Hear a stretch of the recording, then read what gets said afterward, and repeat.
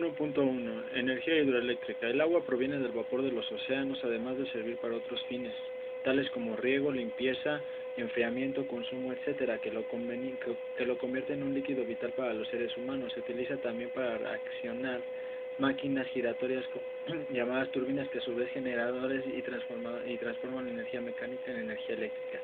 Las plantas hidroeléctricas aprovechan las cualidades y caídas del agua. Todo comienza con el sol, que calienta las masas de agua. De su evaporación se forman nubes y eventualmente lluvia que fluye a través de caudalosos ríos. El agua en estos ríos tiene una enorme cantidad de energía mecánica potencial, y para aprovechar esta energía se seleccionan cauces de los ríos que tienen algunas características importantes, incluyendo el amplio caudal de agua y diferencias importantes de altura en corta distancia. El ciclo hidrológico continúa con la formación de arroyuelos y ríos que descienden desde las montañas a las llanuras y al mar, completándose de esta manera el ciclo termodinámico. En este recorrido del agua de los ríos es posible aprovechar parte de la energía que posee y obtener un trabajo útil que de otra manera se perdería en razonamientos. En efecto, en un punto determinado del río, el agua posee energía cinética y energía potencial. La primera es pequeña comparada con la segunda, ya que raramente excede los 20 joules sobre kilogramo, mientras que la energía potencial puede superar los 3000 joules kilogramo. Ciclo de la energía hidráulica. En los cursos naturales de agua, la energía hidráulica se disipa en remolinos, erosión de las riberas y cauces, choques y arranque de materiales de las rocas sueltas y en los ruidos del torrente, etc. Para extraer esta energía y convertirla en energía mecánica utilizable, es preciso eliminar las pérdidas naturales, creando un cauce artificial donde el agua fluya con pérdidas mínimas, y finalmente convertir el agua potencial disponible en energía mecánica por medio de las máquinas apropiadas como turbinas o ruedas hidráulicas. En muchos aprovechamientos es posible reducir a un mínimo estas pérdidas hidráulicas y la altura de salto así recuperada, aprovecharse en la central hidroeléctrica para ello fundamentalmente de dos métodos. Primer método, desviación de la corriente. Segundo método, intercepción de la corriente con un dique o presa. El primer método consiste en derivar el caudal del río desde el punto A lo largo de la aldea, siguiendo un recorrido con una ligera pendiente respecto a las líneas de nivel hasta el punto B, en donde arranca una de las tuberías que llevan el agua hasta la central situada en el punto C. El recorrido del agua en este caso va desde el punto A través de la superficie del lago hasta la toma de agua situada por la presa en el punto B', y de aquí las turbinas que se encuentran en la casa de máquinas o central. El segundo método de aprovechamiento consiste en intercambiar la corriente del río mediante una presa, con lo que se eleva el nivel del río, disminuyen las velocidades media de la corriente y las pérdidas. La construcción de la presa se hace aprovechando las zonas angostas del cauce para cerrar el valle, logrando de esta forma obtener un reservorio embalse a lo largo artificial. Sistemas hidroeléctricos. Un sistema hidroeléctrico transforma la energía hidráulica en una masa de agua situada a cierta altura en la energía. 1.2.1. Magnitudes hidráulicas. La potencia hidráulica que se obtiene en la central es directamente proporcional a la altura del salto de agua y al caudal instalado. Estas magnitudes son fundamentales a la hora de planear la instalación a plantas de producción hidroeléctrica, por lo que es importante definir algunos términos. Cota, valor de la altura a la que se encuentra una superficie o punto respecto al nivel del mar. Salto de agua, paso brusco o caída de masas de agua desde un nivel más o menos constante a otro inmediatamente inferior. Numéricamente se define como la diferencia de cota. Caudal, cantidad de líquido que circula a través de una de las secciones de conducción abiertas o cerradas.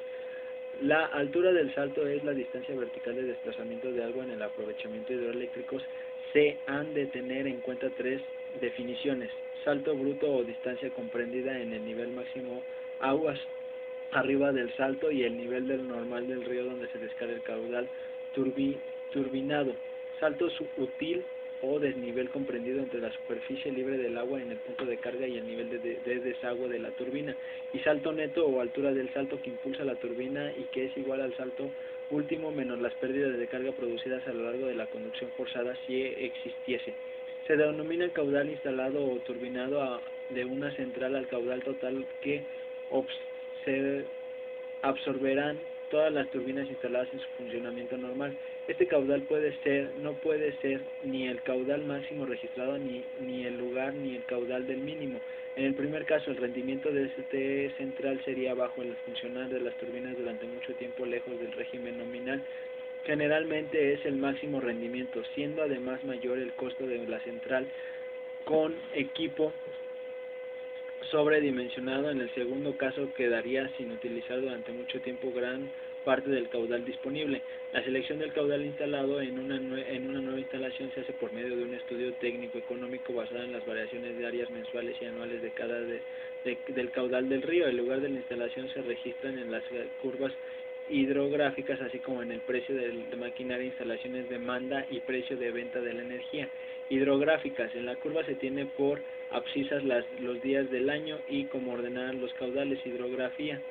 Hidrógrafa, que se ha trazado con los caudales medidos en un lugar de un río día tras día de un año determinado. 1.2.2 Funcionamiento: la energía eléctrica no se puede almacenar, debe de ser consumida en el mismo instante en que se produce. Esto significa que se debe de conocer en todo momento la cuantía en la que va a ser requerida, o al menos tener una previsión de más aproximada posible para estas condiciones de energía. La evolución de la demanda de energía eléctrica en función del tiempo se denomina como curva de demanda, presentando máximos y mínimos que corresponden a las horas de mayor y menor consumo respectivamente, denominados horas punta y horas valle. La forma de la curva se puede generalizar para los distintos días del año, aunque la cifra asociada a los puntos que representan la misma lógicamente varía de un día a otro independientemente del mes y del día, siempre que hay que ajustarse a la demanda y producir con los diferentes tipos de centrales que se disponga la energía solicitada en cada instante. En este ajuste continuo de la producción a la demanda es necesario disponer de centrales cuya potencia pueda ser fácilmente regulable. Con una gran flexibilidad de operación, las centrales hidroeléctricas presentan unas características jugando un papel muy importante en el conjunto del parque de centrales de generación de energía eléctrica de cualquier país. Son instalaciones con una alta velocidad de respuesta ante los cambios de demanda, lo que quiere decir que en unos minutos pasan de estar paradas a dar la potencia nominal.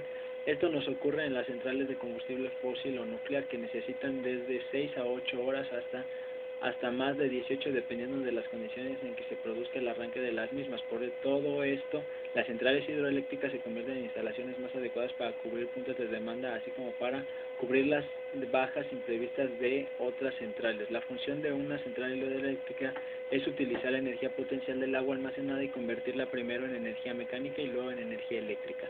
El agua de los ríos es determinada por medio de presas y luego es conducida por túneles y tuberías de alta presión hacia terrenos más bajos. Al llegar a la planta generadora, el agua lleva ya una enorme cantidad de energía, la cual se aprovecha para girar las turbinas que accionan alrededor y producen energía eléctrica.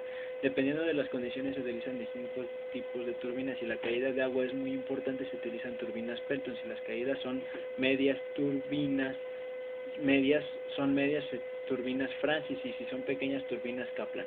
Luego las turbinas a su vez hacen girar un generador que produce la electricidad. Esto pasa a los transformadores y es transformada a los sitios de consumo a través de las líneas de transmisión. Un sistema hidroeléctrico debe tener la máxima eficiencia, para la cual es necesario tomar en cuenta que la carga H, que representa la altura sobre el nivel del mar, sea utilizada en uno o varios pasos con plantas escalonadas. En la realidad actual, cuando tan costosa es la energía, no se puede permitir que un río fluya libremente al mar sin haber estudiado la utilización del máximo de su energía potencial.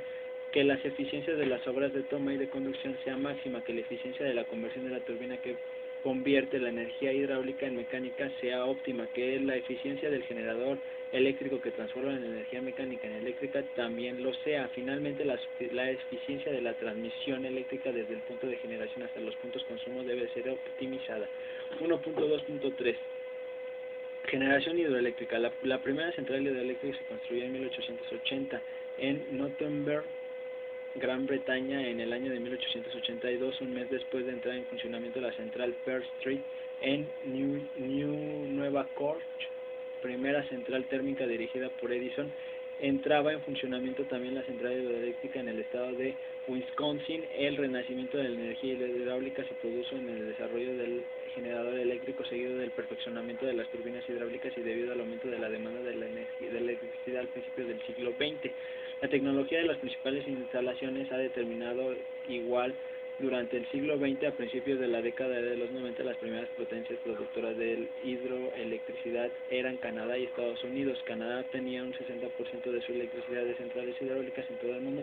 La hidroelectricidad representaba aproximadamente la cuarta parte de la producción total de electricidad y sin importancia sigue en su momento. Los países en los que constituyen fuentes de electricidad muy importantes son Noruega 99%, Zaire 97% y Brasil 96%.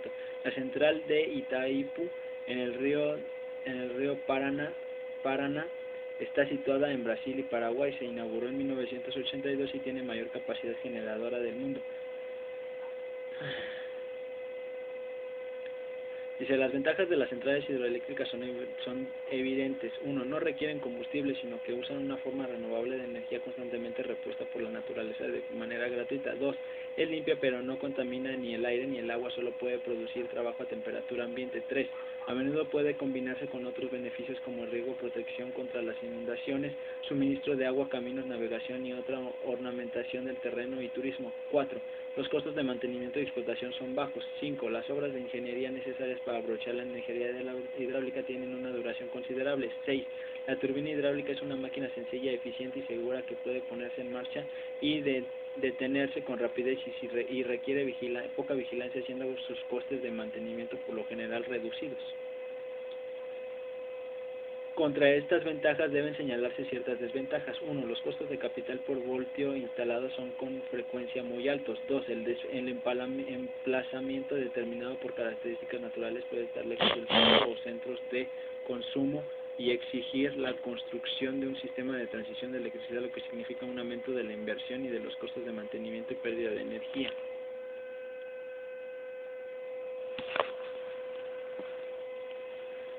3. La construcción lleva por lo común largo tiempo en comparación con lo de las centrales termoeléctricas. 4. La disponibilidad de energía puede fluctuar de estación en estación y de año en año. 5. La inundación del terreno tras la prensa puede formar el depósito, desplaza a pobladores y destruye arenas extensas de terrenos agrícolas, hábitats de vida silvestre y espacios naturales. 6. La evaporación aumenta la salinidad del agua rebasada, lo que disminuye su utilidad para el riego. 7. Los embalses se llenan de cieno y pierden su utilidad entre 40 y 200 años. 8. Los ensambles interrumpen la migración y desove de peces. 9. Los embalses privan a las tierras de cultivo y estuarios de los nutrientes vitales orgánicos del cieno que se depositan en las crecidas anuales. 1.2.4. Clasificación de las centrales hidroeléctricas. 1. Clasificación según el tipo de embalse. Las centrales hidroeléctricas tienen el inconveniente de la fluctuación del caudal del río, con lo cual varía la potencia disponible de demanda de la energía. Fluctúa también, pero son fluctuaciones no coinciden con las del caudal. La fluctuación de la demanda es prácticamente débil en los diversos periodos del año, pero es muy grande en las diferentes horas del día, mientras que las variaciones del caudal suelen tener un comportamiento opuesto, es decir, grande en diferentes periodos del año y muy pequeña en las diferentes horas del día. La regulación de estas variaciones es el objeto del embalse. A. Centrales de agua fluyente o centrales sin embalse. Estas centrales se constituyen en los sitios en donde la energía hidráulica disponible se puede utilizar directamente para accionar la turbina y en donde no existir la central, esta energía se desperdiciaría. En ellas el agua no turbinada se derrama por el alivadero de la central. Se subclasifican en centrales con reserva o sin reserva. La pequeña acumulación existente de las centrales con reserva no merece el nombre de embalse. La mayor parte de las centrales pertenecen a esta categoría, exigiendo gran número de centrales de agua fluyente con reserva hebdomadal. B. Centrales con embalse o de regulación. Estos aprovechamientos electroeléctricos tienen la posibilidad de almacenar las aportaciones de un río mediante la construcción de un embalse en estas centrales según las caudales de salida para las turbinas en el momento en que precisen. C. Con centrales de acumulación por bombeo. Disponen de dos ensambles situados a diferente nivel.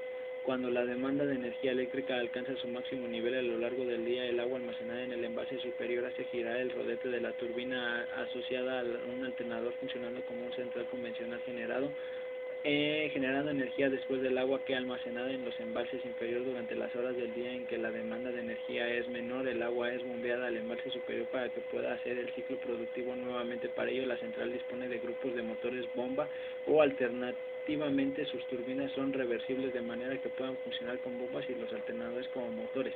En cualquier caso, es que se hace notar que la energía obtenida al turbinar una determinada cantidad de agua es menor que la consumida durante el bombeo para elevarla, debido a que las pérdidas asociadas al doble proceso de conversión.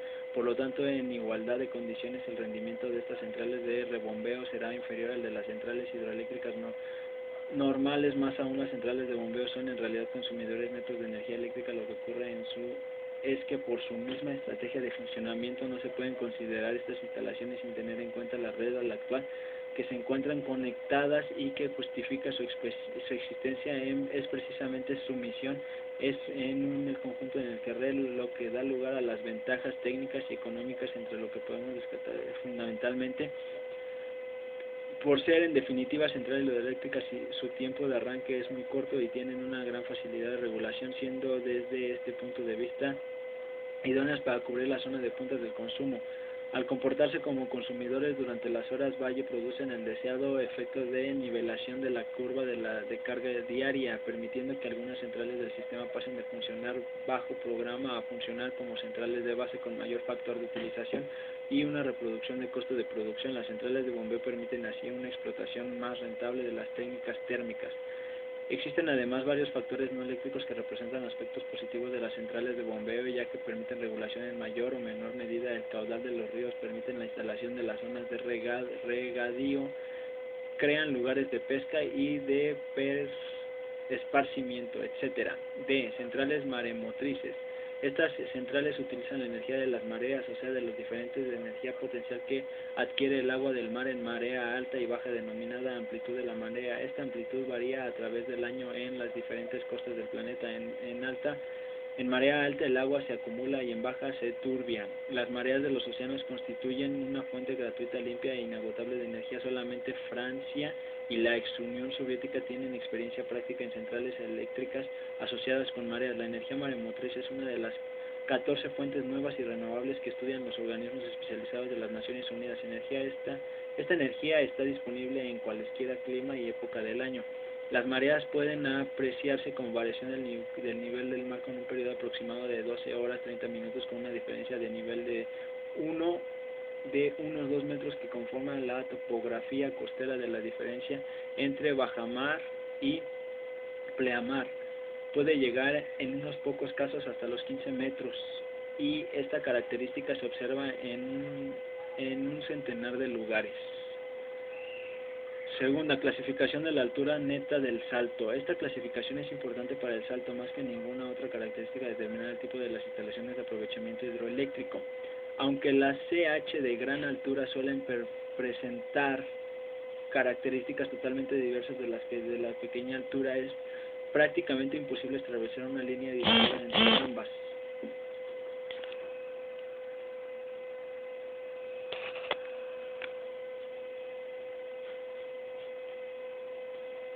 ambas. Lo más corriente es añadir una clase intermedia, los saltos de media altura, que establecen unos intervalos fijos, aunque convencionales, útiles para los fines estadísticos. La siguiente clasificación ha sido propuesta por Ludin y adoptada por otros autores. 1. Saltos de pequeña altura.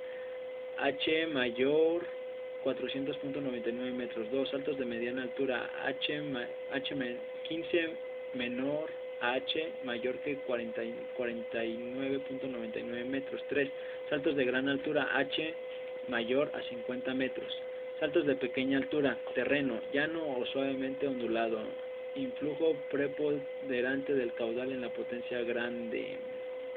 Tipo de embalsaje: sin embalse o con reserva diurna a través de del río mismo, y con compuertas móviles que se bajan en la crecida para evitar las inundaciones aguas arriba. Alimentación del agua a la central, directa a la central o con canal de derivación, construcción del salto, canal de entrada, sala de máquinas, subestructura, centrales con frecuencias erigidas en ríos navegables, debiendo instalarse algunas veces esclusas que permiten a los barcos salvar el desnivel creado por la presa. Tipo de turbina: Kaplan, hélice, Francis Express. Costo elevado. El precio por kilowatt instalado aumenta sensiblemente cuando desciende de la fuente hasta la desembocadura de un río, pudiendo llegar así el doble y aún mayor. Esto puede hacerse extensivo aún por razones en tanto diversas a las centrales maremotrices que con las centrales de costo de instalación más elevado. Los progresos en ingeniería civil, en construcción de compuertas y diseño de turbinas de gran velocidad específica han hecho posible en los últimos años la exportación de saltos de gran potencia y de poca altura. Saltos de gran altura: terreno montañoso, influjo preponderante del caudal en la potencia pequeño. Tipo de embalsaje: embalsaje grande, acumulación anual e hiperanual, alimentación de agua a la central, canal de derivación o túnel y tubería forzada. Estos saltos se caracterizan por sus conductos de derivación de gran longitud, salvo en ciertos casos excepcionales en la topografía se presentan a la realización de canales cortos. Así, por ejemplo, el canal de derivación del aprovechamiento hidroeléctrico de Rosellen tiene una longitud de 12.6 kilómetros y las tuberías una longitud de 0.3 kilómetros. Construcción del salto: chimenea de equilibrio, tuberías forzadas, sala de máquinas, subestructura. Tipo de turbina: Francis, lenta y Pelton. Costo menos elevado. 3. Clasificación según la potencia instalada. Los límites de esta clasificación son convencionales y relativos según a las posibilidades hidroeléctricas de cada país o región. Desde el punto de vista europeo se puede establecer así: microcentrales, potencia menor a 10 kilowatts, centrales de pequeña potencia, 100 kilowatts, menor potencia a 1000 kilowatts, centrales de media potencia de 1000 a 10.000 kilowatts, centrales de gran potencia arriba de 10.000 kilowatts. La tendencia en los últimos años ha sido la construcción de grandes centrales, en el sentido es de hacer notar que las grandes centrales actuales son más de 1000 veces superiores a las grandes centrales de los siglos pasados. Compárese, por ejemplo, la central de 1470 kilowatts de los Altos de del Niágara a finales del siglo XIX con la central de Itaipu en la frontera de Brasil-Paraguay de 12 millones de kilowatts completada en 1983. Dentro de las instalaciones hidroeléctricas también destacan las centrales de pequeña potencia, que no precisan de grandes ensamblajes reguladores y tienen por lo tanto un escaso impacto ambiental. Estas pequeñas centrales poco a poco se van haciendo competitivas, más teniendo en cuenta el costo de los resultantes cursos a los cuales ellas sustituyen. El límite de potencia para definir la mini hidráulica varía según los diferentes países de la Unión Europea. En España se consideran actualmente microcentrales a todas aquellas centrales cuya potencia instalada es menor o igual a 10 megawatts. 4. Clasificaciones según el sistema de explotación. A. Centrales aisladas o independientes. Alimentan una red de consumo particular sin conexión a una red general alimentada por otras centrales. B. Centrales coordinadas. Alimentan una red general de consumo junto a otras centrales, ya sea térmicas de combustibles fósiles o geotérmicas. La tendencia moderna es la unificación de la red nacional con interconexión a la red de otros países y conexión a esta red de todas las centrales, incluso las más pequeñas. 5. Clasificación según la demanda a que satisfacen. A. Centrales de base. Proporcionan la parte de energía que se consume de forma permanente en el sistema. Funcionan con un régimen muy uniforme a lo largo del año, salvo los periodos de reparación o revisión. B. Centrales de punta. Suministran la energía necesaria para atender las puntas de consumo, es decir, las grandes demandas de energía que solo se presentan unas pocas horas al día. 1.5 elementos constitutivos. Una central hidroeléctrica está constituida por una serie de elementos mínimos y son básicamente presa, condiciones hidráulicas y tuberías, tomas de agua y chimeneas de equilibrio, válvulas y compuertas, turbinas y dispositivos de regulación, tubos, difusores, generadores, equipo eléctrico general, elementos de regulación, control y protección, equipos auxiliares y elementos de automatización. 1. Presa. Su misión es crear una obstrucción casi invariable en el río. Una presa consta de A. Dique o muro de contención. B. Coronación de este dique donde suele construirse un camino o carretera. C. La base o cimiento del dique. D. Parámetros o superficie interior y posterior del dique. E. Aliviadero de crecidas. F. Órganos de evacuación. A estos elementos se añaden a veces obras que permiten a los peces franquear la presa. Existen varios tipos de diques para obturar un valle. La selección de uno u otro dependerá de la configuración del y de las características mecánicas del terreno. Se pueden, no obstante, clasificar las presas por su forma de trabajo en dos categorías, de gravedad y de bóveda. En las primeras, el par de vuelco producido por el empuje de las aguas se ve compensado por el par de angosta de la relación que el suelo ejerce sobre la presa. Su estabilidad está confiada a su propio peso y el esfuerzo de terreno sobre el que se apoya. El principio de funcionamiento de las presas de bóveda, por el contrario, se basa en transmitir el esfuerzo debido al empuje de las aguas hacia las laderas del valle, por lo cual la presa debe estar dotada de una cierta curvatura que transmita la componente horizontal del empuje hacia los laterales del valle, como se indica en la figura se muestra a continuación.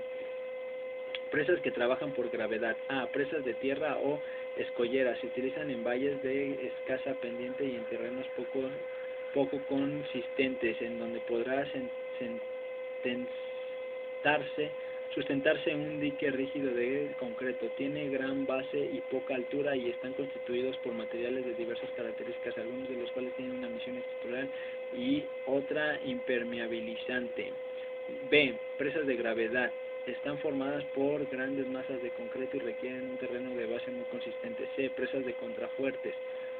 Para reducir el volumen de concreto se pueden disponer de una pantalla de concreto apoyada en contrafuertes que transmiten el esfuerzo del terreno.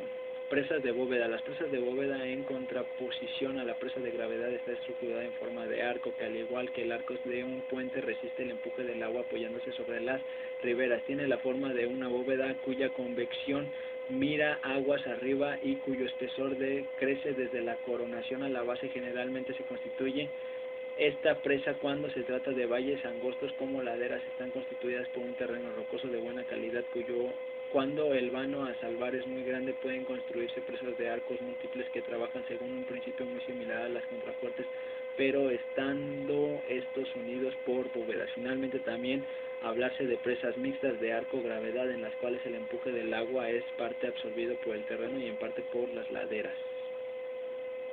Aliviaderos y compuertas. En toda presa se constituye algún tipo de aliviadero calculado para el caudal máximo de crecida, que tiene por objeto proteger el lugar de la presa misma que las comunidades. Esto puede formar parte integral de la presa o construir estructura aparte. Los aliviaderos pueden ser fijos o móviles. Los aliviaderos móviles se denominan compuertas. Los aliviaderos fijos pueden reducirse en tres tipos: A. Vertederos. B. Pozos. Y C. Sifones o vertederos sifónicos. Los móviles o compuertas, cuyo accionamiento puede ser manual, mecánico, eléctrico, hidráulico o neumático, total o parcialmente automático, suelen constituirse según los tipos siguientes: 1. Compuertas deslizantes. 2. Compuertas basculantes. 3. Compuertas de seguimiento tipo Tiantor. 4. Compuertas de sector. 5. Compuertas de tejado. 6. Compuertas cilíndricas. Tomas de agua y compuertas. La obra de toma consiste en un ensanchamiento al inicio del conducto que facilita la entrada del agua retenida por el azud o la presa, y está diseñada para que las pérdidas de carga productiva sean mínimas. La función primaria de la toma es permitir la extracción del agua desde el vaso con la variación o amplitud de niveles de embalse en el mismo. En general, la toma dispone de una rejilla que impide la entrada de elementos sólidos al canal y una compuerta que controla el caudal que debe pasar dentro de las posibilidades de la capacidad y la conducción, y para interrumpir la entrada de agua y proceder al vaciado, limpieza o reparación de las conducciones. Pueden estar situadas sobre la propia presa o separada de ella. Cualesquiera que sean su profundidad y su caudal, disponen siempre de unos determinados elementos. A. Una rejilla de entrada que impide el paso de los cuerpos flotantes o en suspensión que podrían dañar las tuberías o las turbinas. Están formados por barrotes metálicos o de concreto, y el espacio entre ellos puede oscilar entre los 3 y 20 centímetros. Pueden tener distintas formas. B. Un dispositivo de obturación que permita cortar y en su caso regular el caudal de agua. Está formado generalmente por compuertas de las cuales se disponen dos en cada toma. La situada aguas abajo se utiliza para el servicio normal, la de aguas arriba en cambio es la de la emergencia y se denomina guía. Se utiliza para cerrar el paso de agua cuando se necesita inspeccionar o revisar las compuertas de servicio, consistente normalmente en una plancha de acero reforzada con perfiles metálicos que se manejan mediante un puente grúa. Conducciones, canales, túneles y tuberías forzadas. La alimentación de agua o las tuberías se puede hacer directamente a través del dique en centrales a pie de presa o a través de un sistema de canalización en el caso de centrales en derivación. En el caso de los canales, estos pueden realizarse excavando el terreno en la ladera o de forma artificial mediante estructuras de concreto. En todo caso, las pendientes de los mismos son muy débiles, del orden de algunas unidades por 10.000. En el proyecto del canal debe tenerse en cuenta las siguientes consideraciones: buscar la solución que presente la mayor economía no solo en construcción y en explotación, evitar el paso por terrenos permeables para reducir al mínimo los revestimientos, ya sean en arcilla de mampostería u otro material. La velocidad del agua en el canal se determina por las conocidas fórmulas de Cherry, Basin, Manning, etc. En saltos de gran caudal y poca altura se reduce la pendiente en el canal para no perder carga, exigiendo en este caso mejor acabado para reproducir pérdidas y trabajos de limpieza, pues aumentará la sedimentación. También el costo será mayor por unidad de longitud. Cuando el salto sea de gran altura y poco caudal se puede admitir mayor pendiente en el canal y buscar soluciones más económicas. La sección transversal a adoptar dependerá de la clase del terreno. Habitualmente para canales en roca se utilizará la sección rectangular y para canales en tierra se utilizará la sección trapezoidal. También se puede utilizar tuberías prefabricadas de concreto para conducciones en lámina libre enterradas. Para evitar grandes longitudes, el desnivel del río debe de ser grande y suele ir acompañado de una orografía irregular, lo cual dificulta la construcción de los canales. Por esta razón se define por lo general la solución del túnel en carga, que no obstante sea mayor costo, se adapta mejor a las condiciones geográficas. Además, en este caso, las respuestas de instalación ante aumentos bruscos de demanda es mejor. Como contrapartida, se requieren estudios geológicos profundos y mayores dificultades de construcción, debiendo tener gran cuidado en la transmisión de los refuerzos de precisión al terreno.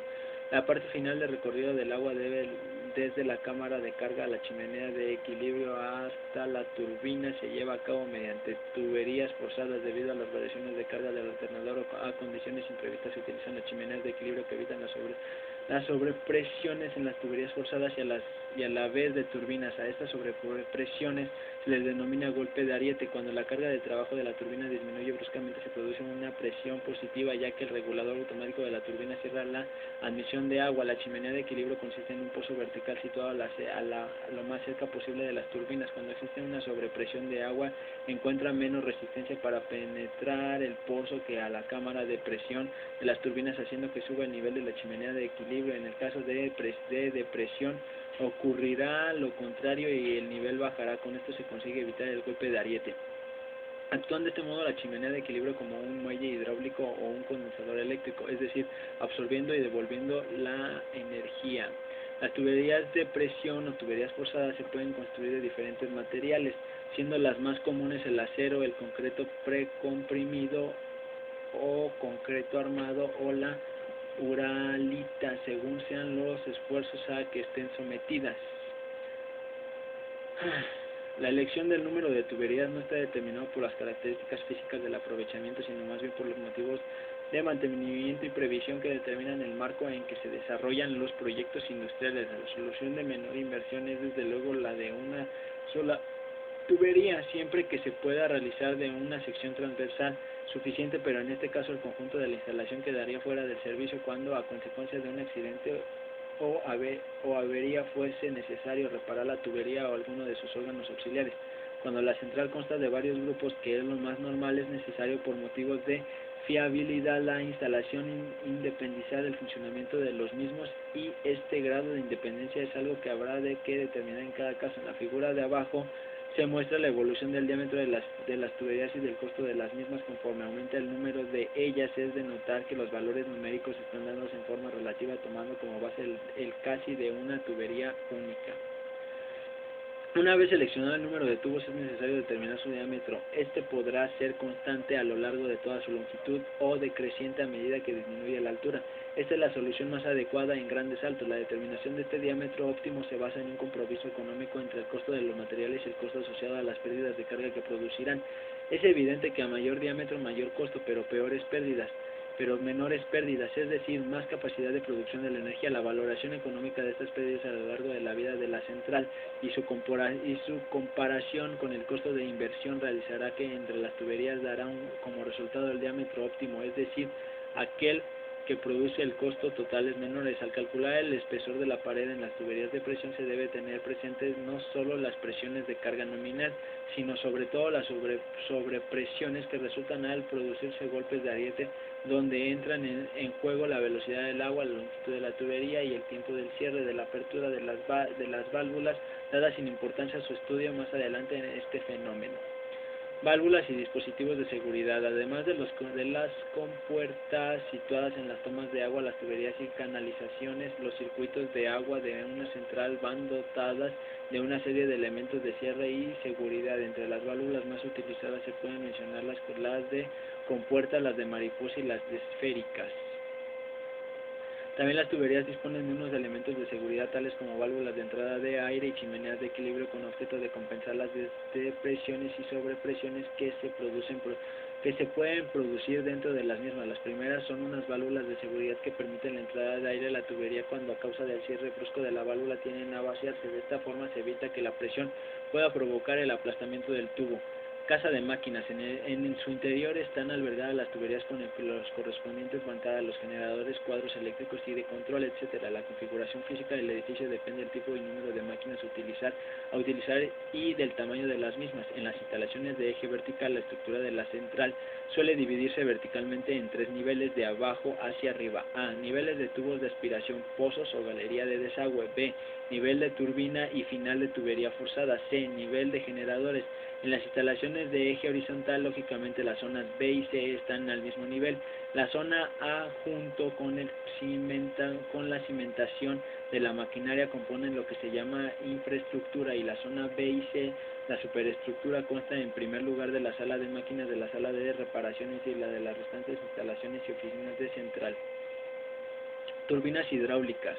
Las turbinas es un elemento que aprovecha la energía cinética y potencial del agua para producir un movimiento de rotación que, transfiriendo mediante un eje del generador, pueden producir energía eléctrica. En cuanto al modo de funcionamiento, las turbinas hidráulicas se pueden clasificar en dos grupos: turbinas de acción y turbinas de reacción.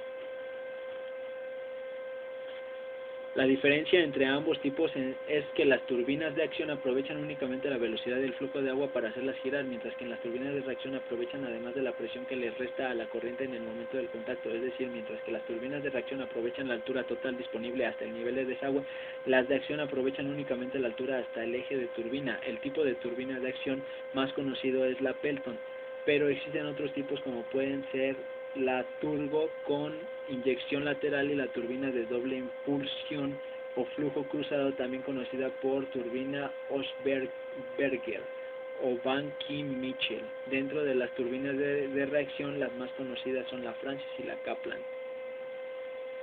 Turbina Pelton es la turbina de acción más utilizada. Consta de un disco circular y rodete que tiene montados en su periferia una superficie de cucharas de doble cuenco o alaves. El chorro de agua dirigido y regulado por uno o varios inyectores incide sobre estas cucharas, provocando el movimiento de giro de la turbina. La potencia se regula a través de los inyectores y aumentando o disminuye el caudal del agua. En las paradas de emergencia se utilizará un deflector de chorro que se dirige directamente hacia el desagüe, evitando así el embalsamiento de la máquina. De esta forma se puede realizar un cierre lento de los inyectores sin provocar golpes de presión en la tubería forzada. Este tipo de turbinas se emplea en aprovechamientos hidroeléctricos de salto elevado y pequeño caudal. Turbina de flujo cruzado. Este tipo de turbina es de acción, se conoce también como de doble impulso Oshberger o Banky-Mitchell. Está constituida principalmente por un inyector de sección rectangular provisto de una alave longitudinal que regula y orienta el caudal que entra en la turbina y un rodete de forma cilíndrica en sus múltiples palas dispuestas con generatrices y soldadas por los extremos a discos terminales. El caudal que entra en la turbina es orientado por el alave del inyector hacia las palas del rodete, produciendo un primer impulso. Posteriormente atraviesa el interior del rodete y proporciona un segundo impulso y cae el tubo de aspiración. Turbina turbo. Es una turbina de impulso similar a la Pelton, con la diferencia de que el chorro es diseñado para inducir sobre el plano del rodete con un ángulo generalmente de 20 grados. En esta turbina el agua entra por un lado del rodete y sale por el otro costado, que consecuencia el flujo de la turbina turbo puede aceptar es mayor que el de la turbina Pelton, por lo que estas turbinas pueden tener un diámetro de rodete menor que el de una Pelton para una potencia equivalente. A diferencia del Pelton, la turbo es muy amplio rango de velocidades y no necesita sellos alrededor del eje. La turbina turbo es utilizada para presiones medias y altas para caídas entre 20 y 300 metros cuando se presentan grandes variaciones de caudal y muchas materias en suspensión del agua o turbinar. Pueden ser instalada en los proyectos donde normalmente se utilizan turbinas Pelton con múltiples chorros o turbinas Francis de baja velocidad. La turbo tiene ciertas desventajas. Primeramente, es muy difícil de fabricar que una Pelton, ya que las alaves son complejos en su forma y más frágiles que las cangilones de la Pelton. En segundo lugar, las turbinas turbo producen una significativa carga axial, de lo cual debe de ser soportada con los cojinetes adecuados.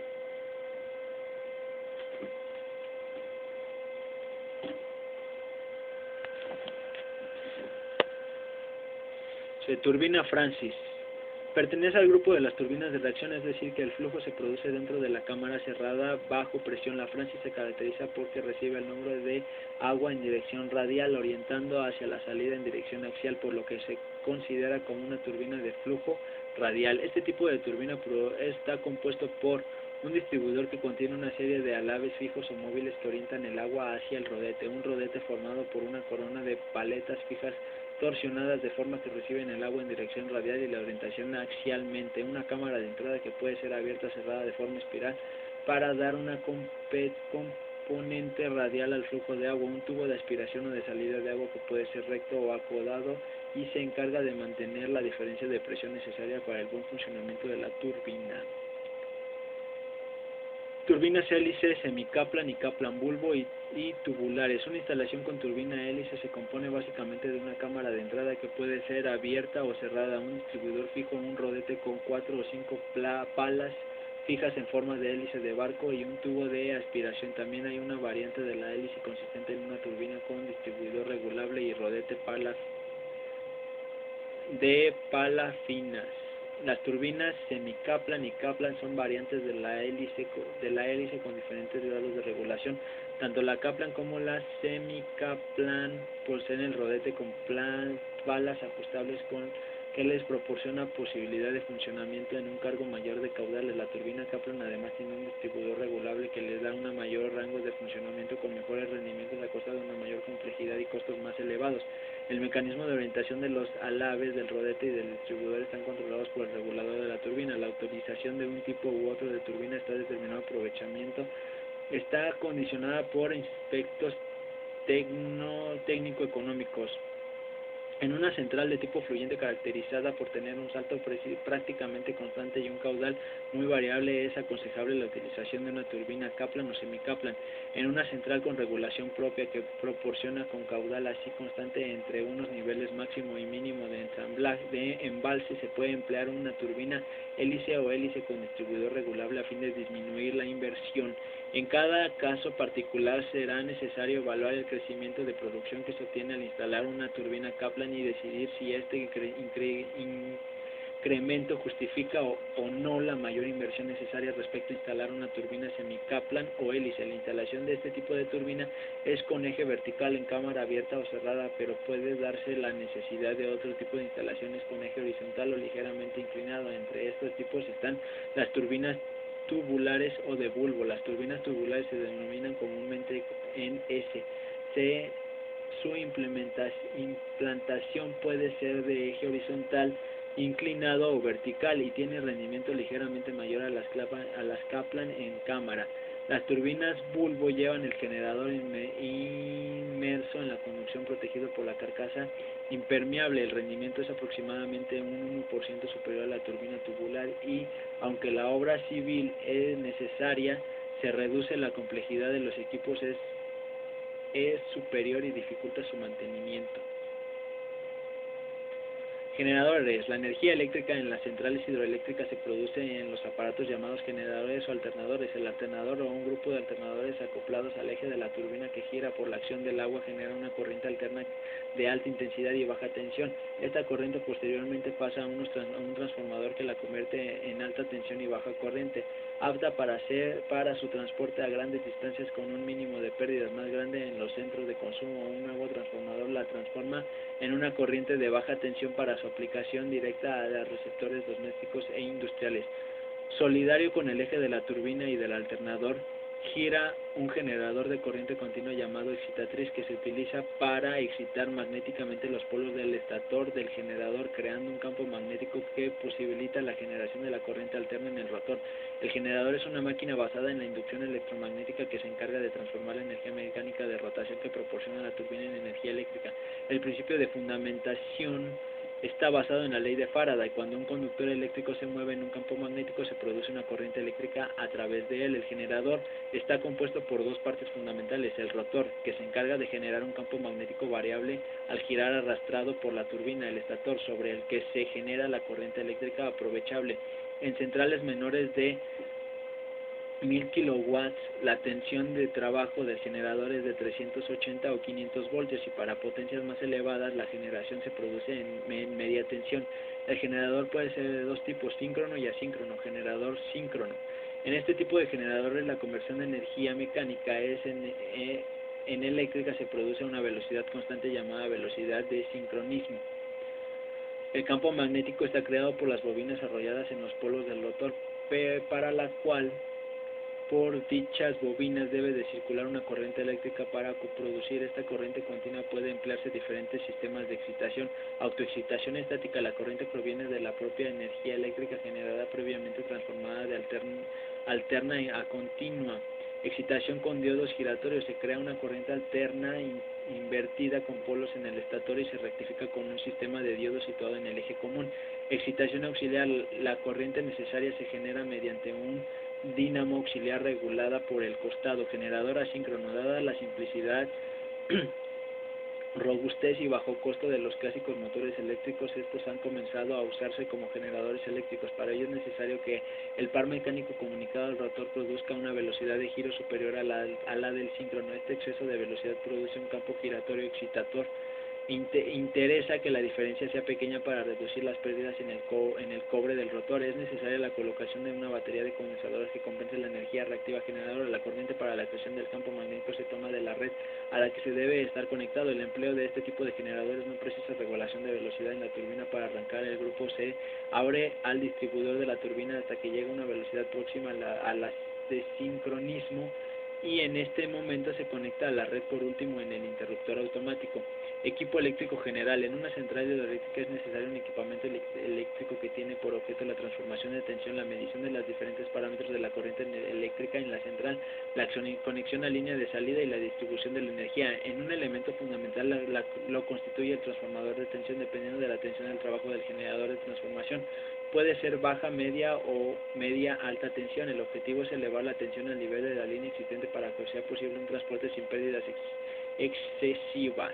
El transformador debe estar refrigerado. Esta operación puede hacerse por convección natural o bien por circuito cerrado de aceite o silicona. Es habitual instalarlo en el interior del edificio de la central, aunque en ocasiones por producir la obra civil las transformaciones grandes se instalan en la intemperie. En los equipos eléctricos necesarios se encuentran los disyuntores y seccionadores utilizados para la conexión y la desconexión a la red, transformadores de medida tanto de tensión como de intensidad que proporcionan los valores instantáneos de estas magnitudes en diversas partes de la instalación, transformadores de equipos auxiliares que suministran la tensión adecuada para el buen funcionamiento de estos equipos, pararrayos o autoválvulas que actúan como descargadores a tierra y los sobreintensidades producidas. Elementos de regulación, control y protección. En todo aprovechamiento hidroeléctrico es necesaria la intervención de diversos mecanismos que regulen y controlen el buen funcionamiento de la central, así como dispositivos de protección tanto de la central como de la línea ante los posibles fallos que puedan producirse.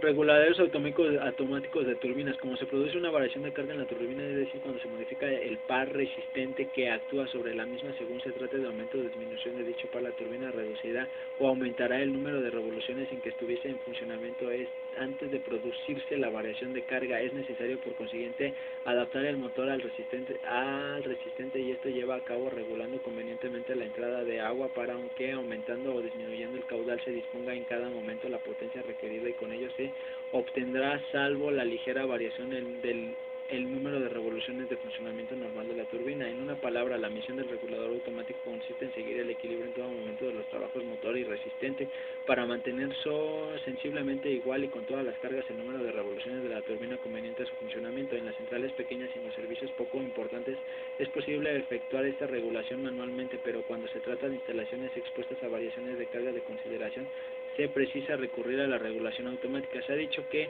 con plena razón que el regulador es el alma de la turbina y ciertamente el papel que aquel desempeña es de excepcional importancia. Los principales bucles de control, sistema de supervisión y mando en la central hidroeléctrica de pequeña potencia son: para control de la turbina, regulación de velocidad para centrales con grupos síncronos, reguladores de nivel para centrales con grupos asíncronos conectados a la red, regulador de potencia generada para centrales en red instalada, regulador de caudal turbinado para control de generador, regulador de tensión para grupos síncronos, equipo de sincronización en caso de que grupos síncronos funcionando conectados a la red, batería de condensadores y relé taquimétrico en caso de grupos asíncronos funcionando conectados a la red. Para control de la turbina y del generador, la instrumentalización necesaria para realizar este cometido depende del tipo de generador utilizado y del funcionamiento previsto. Se puede considerar los siguientes casos: 1. Central con generador síncrono funcionando conectado a la red. El control de la turbina no necesita un regulador de velocidad, puesto que la frecuencia está mantenida por la red. Sin embargo, es muy conveniente su instalación. El mando de la distribución se realiza por medio de un servo oleohidráulico y las órdenes de apertura y cierre proceden al regulador ni nivel. El control del generador está regulado del factor de potencia, ya que al estar conectado a la red está fija la tensión y la variación de la excitación modifica la potencia reactiva suministrada al grupo. El equipo automático de sincronización estará provisto de ajustes de velocidad y de tensión del grupo por medio de un relé de sincronismo. 2. Central con un generador síncrono funcionando aislado. El control de la turbina debe asegurar el mantenimiento de la frecuencia de la red en cualquier condición de carga, necesitando por lo tanto un sistema de regulación de velocidad y de potencia. El control del generador necesita un regulador de tensión que actúe sobre la excitación del alternador a fin de mantener la tensión dentro de los límites admisibles. 3. Central con generador asíncrono funcionando conectado a la red. El control de la turbina no necesita un regulador de velocidad, puesto que la frecuencia está mantenida por la red. El mando de distribuidor se realiza por medio de un servo oleohidráulico y las órdenes de apertura y cierre proceden al regulador de nivel. El control del generador sigue mediante una batería de condensadores estáticos controlados de forma continua por medio de tiristores. Por la conexión del grupo a la red deberá llevar un detector de velocidad que proporciona una señal cuando el grupo llega a la velocidad de sincronismo. Para ello se utiliza un relé taquimétrico que puede ser mecánico o eléctrico. Las protecciones para los diferentes sistemas actúan cuando se produce un hecho anormal en el funcionamiento y puede producir una alarma. La parada de algún grupo o la parada total de la central, dependiendo de cuál sea el hecho acaecido. Los principales hechos que pueden hacer actuar las protecciones son los siguientes. 1. Protecciones mecánicas: embalamiento de turbina y generador, temperatura de eje con jinetes, nivel y circulación de flujo de refrigeración mínimo, nivel mínimo hidráulico, temperatura de aceite del multiplicador de velocidad, desconexión de la bomba del aceite de regulación. 2. Protecciones eléctricas del generador y transformador, intensidad máxima, retorno de potencia, calentamiento del generador y o del transformador, derivación del estator, producción de gases en el transformador, nivel de tensión, nivel de frecuencia. 3. Protecciones de la línea de media tensión, derivación de la fase o tierras, cortocircuito o inversión de las fases, sobre intensidad de equipos auxiliares. En una central hidroeléctrica, aparte de los equipos principales anteriormente descritos, debe existir una serie de equipos auxiliares necesarios para el correcto funcionamiento de las instalaciones. El consumo eléctrico de estos equipos auxiliares oscila alrededor del 2% de la producción de la central.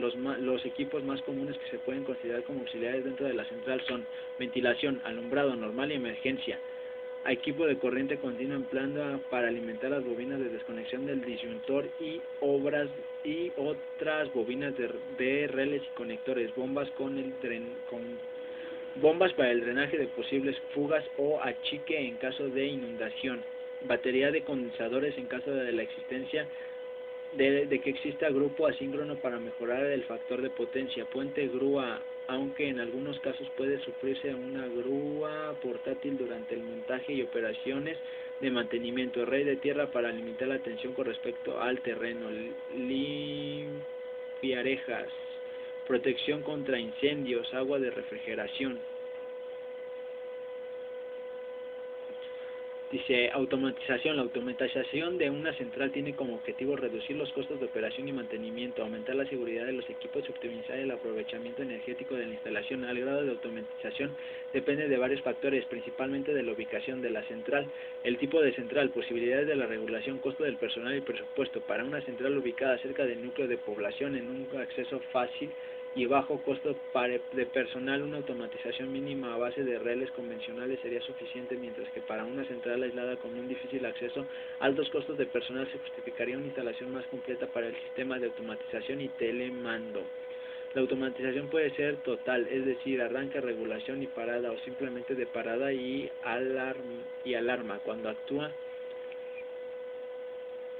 alguna de las protecciones de la central. Hay diversos equipos mecánicos como sus limpiarejas y compuertas cuyos funcionamiento también puede automatizarse. La tecnología empleada puede ser convencional, es decir, mediante reles electromagnéticos o estáticos, o con técnicas informáticas basadas en los microprocesadores con sus correspondientes programaciones que gestionarán todas las funciones de la central. Eso es todo.